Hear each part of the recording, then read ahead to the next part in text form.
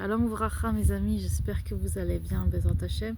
J'avais envie de finalement, peut-être Blinéder, tous les vendredis, je vais faire un petit chiour en ce moment pour qu'on se renforce un petit peu tous et vous partager les perles que Hachem me donne et que je découvre. En plus, il y a un beau paysage derrière moi, franchement j'adore ce paysage, j'adore me poser devant ce paysage et faire des nigounim et juste prier un petit peu, ça fait plaisir.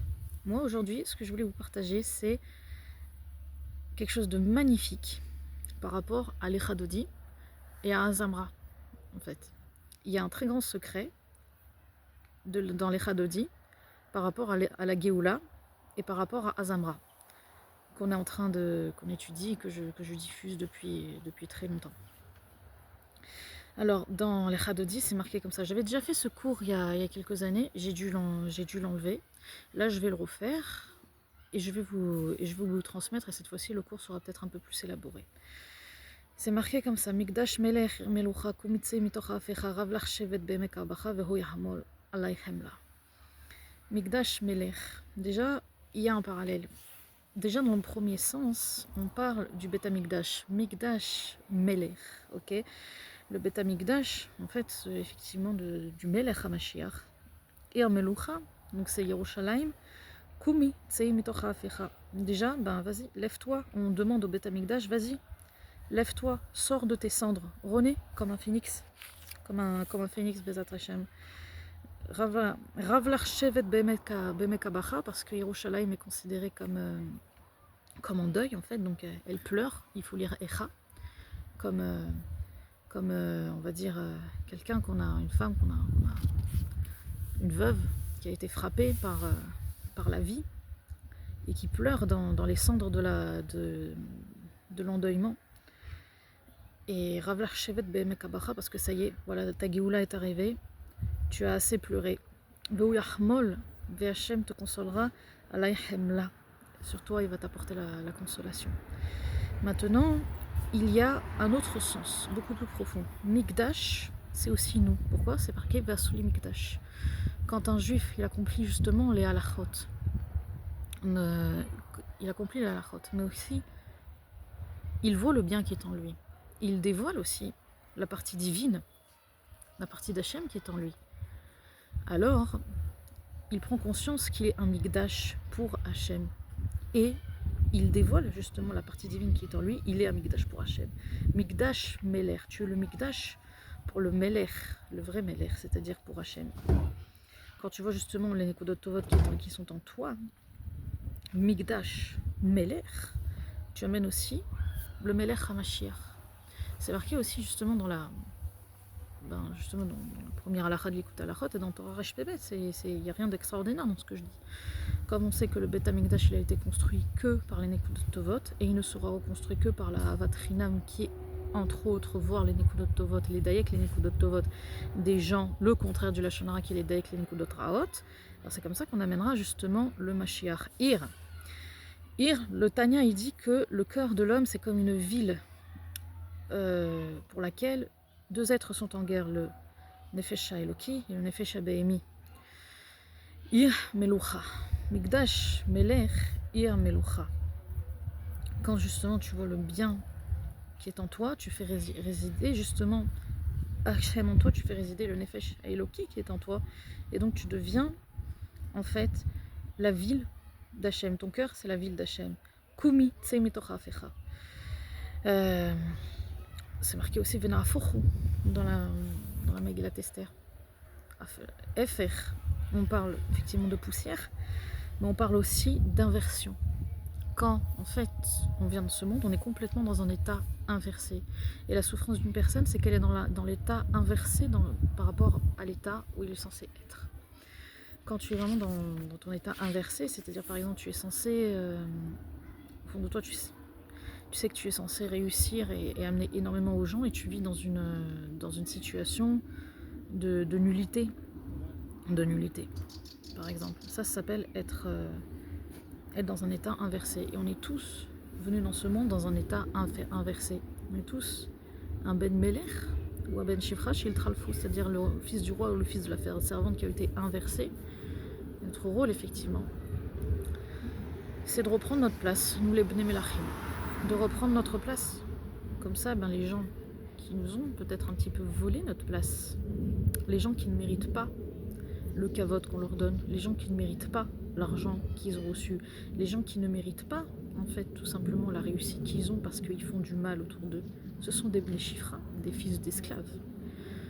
En reprenant notre place, on reprend ce qui nous revient de droit, c'est-à-dire notre réussite, notre bracha, notre shefa, et on enlève à ceux qui nous ont fait du mal, le shefa qu'ils ont. C'est pour ça que la meilleure vengeance que tu peux t'octroyer quand quelqu'un t'a fait du mal, quand quelqu'un t'a traumatisé, quand tu es en post-trauma, c'est de réussir ta vie.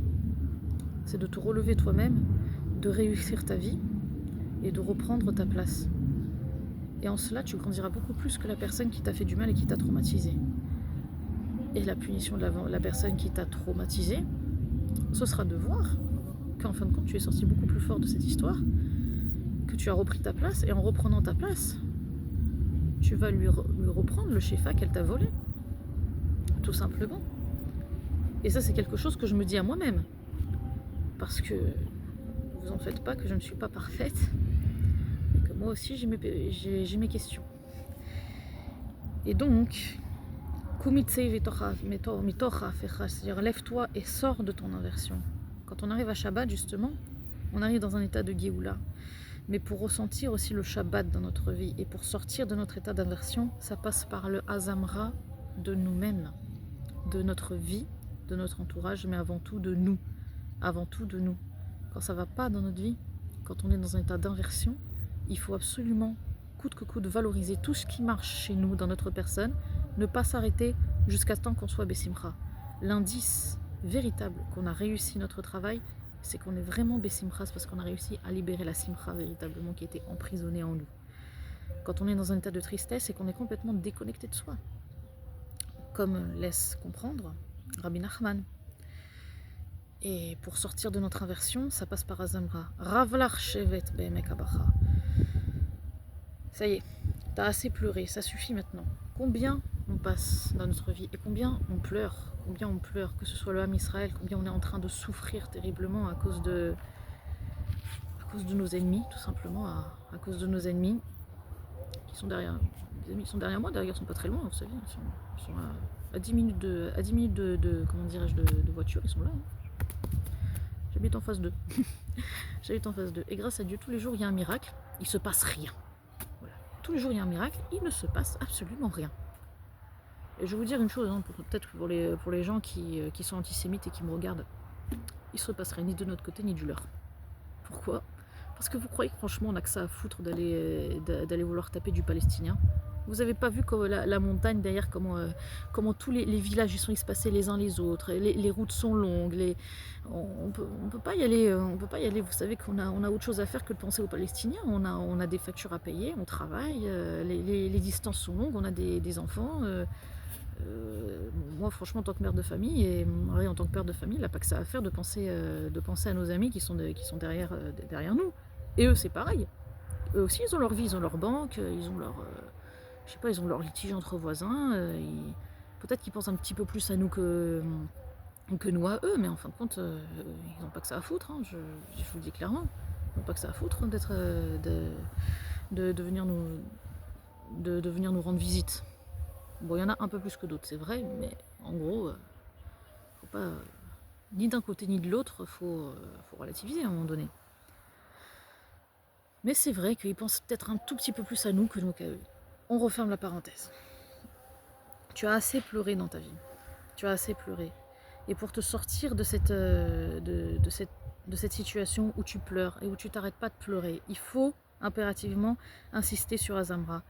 Mais c'est pas facile. Tu tombes énormément, le Yetzer Hara, il ne nous laisse pas faire ça, il ne nous laisse pas faire Azamra, ni sur nous, ni sur notre vie. C'est pour ça que c'est marqué dans la Halacha, Yitgaber. Yitgaber, la Karié, la Hamod, Babokar, la Avodat, Tabouré. C'est marqué comme ça, Yitgaber, c'est marqué, tu dois te battre. Tu dois te battre. C'est une Avodat Hashem, en soi. Et moi je dis une Avodat Hashem, c'est un choix de vie. Et quand tu fais ça, tu dois te battre jusqu'à temps d'être Bessimcha. Dans ton Idbo des doutes, tu dois consacrer du temps à ça. Et ce n'est pas facile. C'est pas facile. Mais c'est le centre, je pense, de tout. Pour la plupart d'entre nous, en tout cas, c'est le centre de tout. Et c'est ça qui permet justement de rapprocher déjà notre Géoula personnelle, mais aussi la Géoula Klalit.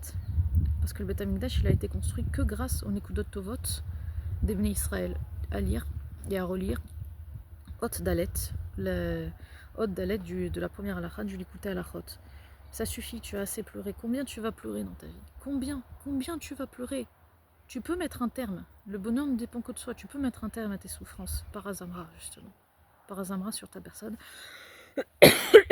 Veuillez m'excuser. Et par Azamra sur ta vie. Tu peux avoir des questions, mais reviens vite. Il faut absolument que tu te protèges le plus possible de l'impact émotionnel qu'ont les épreuves sur ta vie. Et crois-moi, on vit tous des océans d'épreuves. Parfois même pour certaines personnes, c'est vraiment un véritable film d'horreur. Parce que pourquoi Hachem va t'apporter justement la consolation? Parce qu'effectivement, le Beth Amikdash va être reconstruit. Mais aussi, quand tu fais ça, tu te reconstruis. Et Hachem t'apportera justement la consolation que tu attends par rapport à ton épreuve ou par rapport aux personnes qui t'ont traumatisé, par rapport à tout ce que tu as vécu dans ta vie. Parce que quand tu fais Azamra, tu éveilles la Rahmanout divine en toi. Ça veut dire, en fait c'est marqué dans l'Likutei Halachot, que quand tu fais Azamra, tu passes automatiquement du fait qu'on est d'anotra mikafrova al kaf zechut, c'est-à-dire on te juge du mauvais côté quand tu fais Azamra sur toi, on te juge automatiquement du bon côté parce que tu es Toen, tu es en train de prouver, comme un tribunal, avec des faits factuels, que tu es une bonne personne. Que tu es une bonne personne et que malgré toutes tes chutes, tout ce que tu es en train de traverser, et même tous tes défauts, tu ne désespères pas de vouloir être une bonne personne et de vouloir continuer à servir Hachem. Et il n'y a pas plus lishma que ça. Quelqu'un justement qui continue à se battre pour servir Hachem, même s'il a toutes les preuves devant lui que c'est un raté, il n'y a pas plus lishma que ça. Parce qu'en fin de compte, pour qui il le fait? Il le fait vraiment pour Dieu, puisqu'il n'a pas de plaisir à ça, puisqu'il... Comment dirais-je, il sait très bien qu'il ne va pas avoir de réussite dans ça. Et pourtant, il continue à le faire. Ça veut dire quoi? Ça veut dire qu'il y a une véritable volonté profonde du Halek Eloki qui est en lui, qui continue à se battre, malgré toute la poubelle émotionnelle dans laquelle il se trouve. Et même, que ce soit à l'intérieur de lui ou à l'extérieur de lui. Et quand tu fais Azamra sur toi et sur ta vie, c'est à ce moment-là qu'Hachem t'apporte peut-être les réponses que tu attends. Et ce cours, attention, parce que ce cours-là, ce que je suis en train de faire, j'ai l'impression de le faire pour moi, parce que juste avant, je me posais beaucoup de questions. Beaucoup de questions. Et là, je commence à avoir des réponses. En faisant Azamra, c'est une évidence, Hachem, il t'apportera la consolation et il t'apportera certainement les réponses que tu attends dans ta vie. On continue. Itna'ari mafakumi. Lishvi bigdei tifar techami aliad benishai beit alahmi korva el nafshi ge'ala. Déjà, de la poussière, lève-toi. Vas-y, relève-toi, sors de tes poubelles. Rapproche-toi de toi, fais tchouva vers toi-même, arrête de fauter envers toi-même. Fais tchouva vers qui tu es. Lishvi bigdei tifar techami, c'est-à-dire revêtis-toi des vêtements de gloire. Ô toi mon peuple, mais aussi des vêtements qui ressemblent à celui de mon peuple. Pourquoi? Parce que c'est marqué aussi dans l'Likutei Halachot que quand on fait la bracha sur les vêtements tous les matins, Malbish Aromim, en fait, on est en train de faire la bracha sur nos Nekudot Tovot, parce que les Nekudot Tovot qui sont en nous, tout ce qui marche chez nous, en fait, eh bien, tout ce qui marche chez nous, c'est ça les vêtements de notre Neshama. Si on voit pas ça, notre Neshama, elle est comme c'est dépourvue de vêtements, elle est nue. C'est pour ça qu'on se sent humilié, en fait. Parce qu'on est comme dépourvu de vêtements, de kavod. Et donc, vas-y, revêtis-toi de tes vêtements. Mais des vêtements de gloire qui sont déjà en toi, mais tifarter ami, ça veut dire aussi des vêtements qui ressemblent à celui de mon peuple. Parce que mon peuple, quand Hachem dit mon peuple, c'est-à-dire mon peuple, c'est quelque chose d'extraordinaire, c'est un peuple extraordinaire. Il faut faire Azamra aussi sur l'âme Israël, il faut voir qui nous sommes.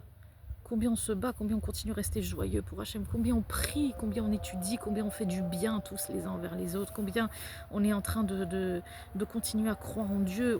On est beaucoup plus extraordinaire qu'on ne le pense. Et la gloire d'Israël, elle est beaucoup plus forte que ce qu'Israël a conscience. On est un peuple beaucoup plus fort, beaucoup plus lumineux, beaucoup plus extraordinaire de ce que l'on pense. Nous-mêmes. Et si nous, on en avait conscience, les nations du monde nous respecteraient. Mais le problème, c'est qu'on se voit comme des sauterelles, comme dit la Torah. On s'était vu comme des sauterelles, on n'avait pas conscience de qui on était, et donc on a été asservis en esclavage en Égypte. Moi, je vais vous raconter une histoire personnelle. Voilà. Esther, tu racontes ta vie, très bien. Moi, j'ai pas grandi religieuse. Moi, j'ai grandi dans le sud de la France, et j'étais dans un collège de cité.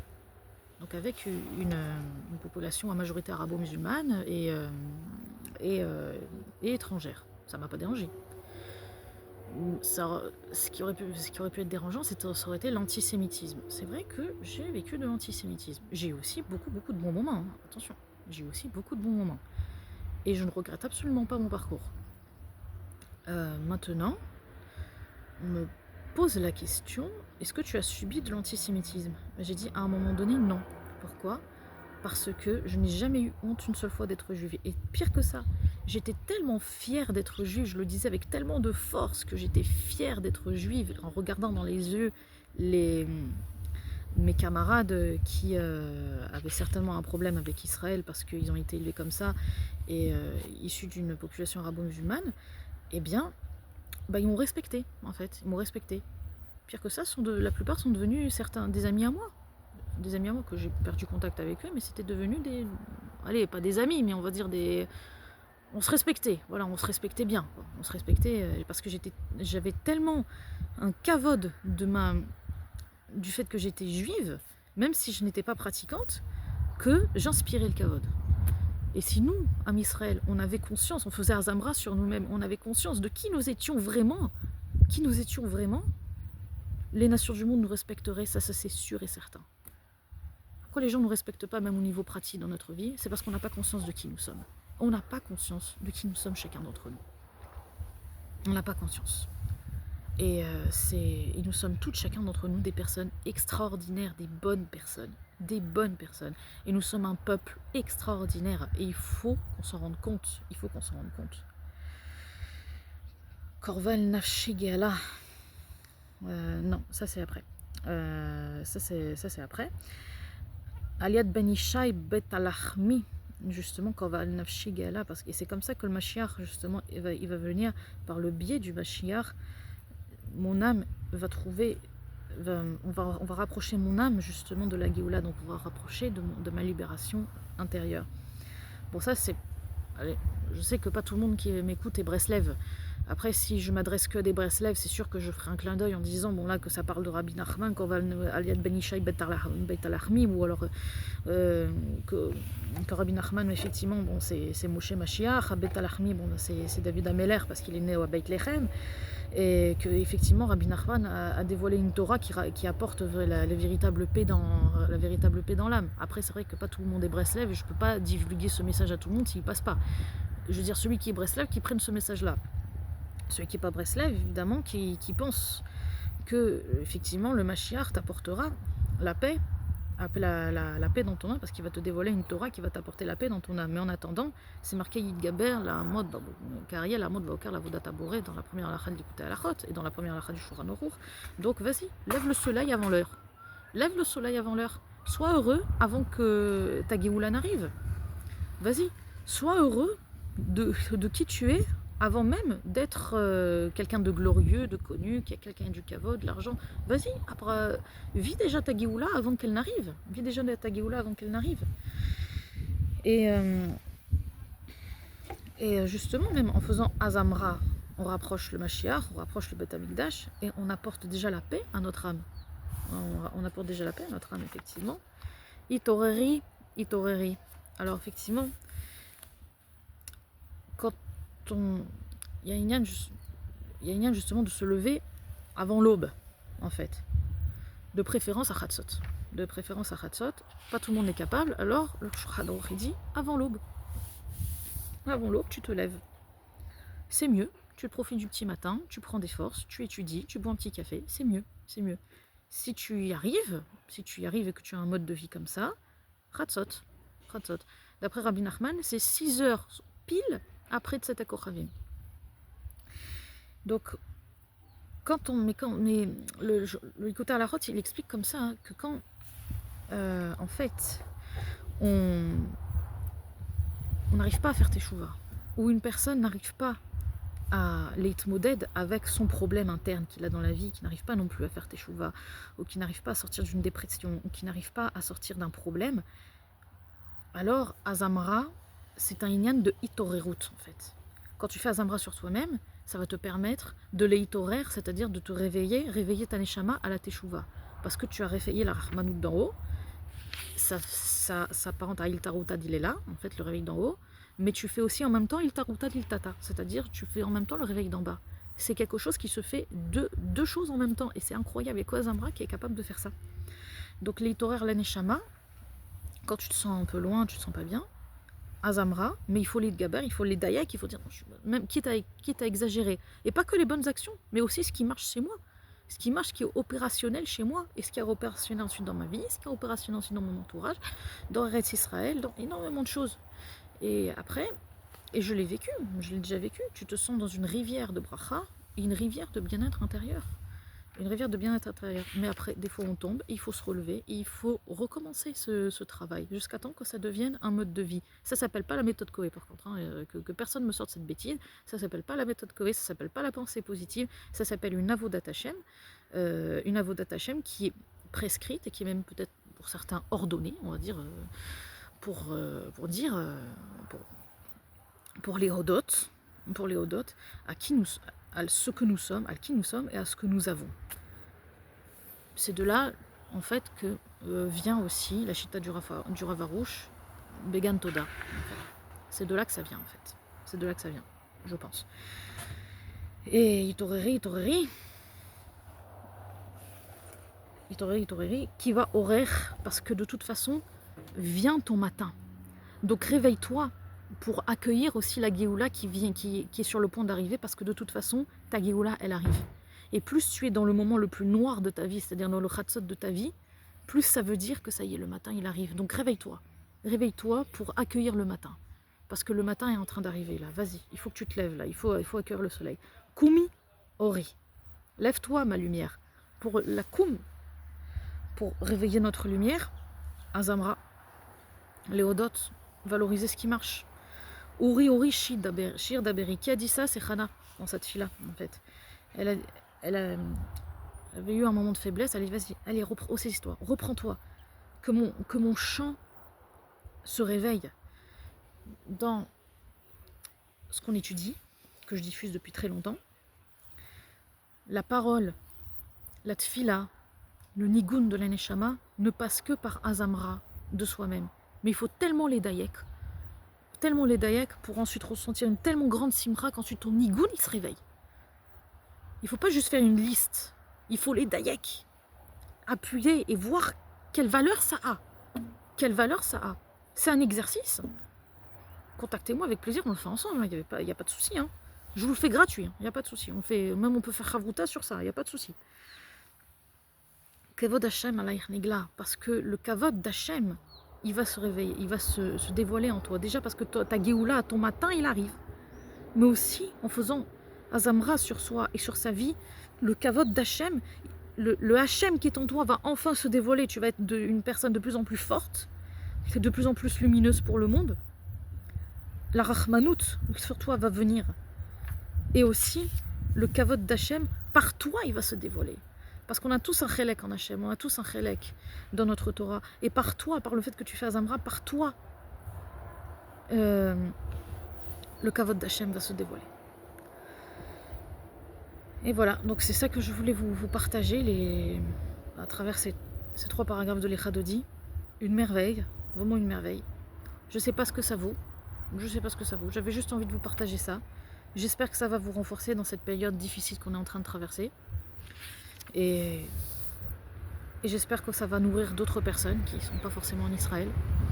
Et que Bezrat Hashem, que Hachem nous comble tous, et que Hachem nous renforce tous à travers cette avodat Hachem, à travers cette avoda de faire Azamra sur soi. C'est pas une blague Azamra, c'est vraiment quelque chose de très très puissant. Je vous souhaite Shabbat Shalom et que nous puissions tous nous renforcer. Amen. Kémirot.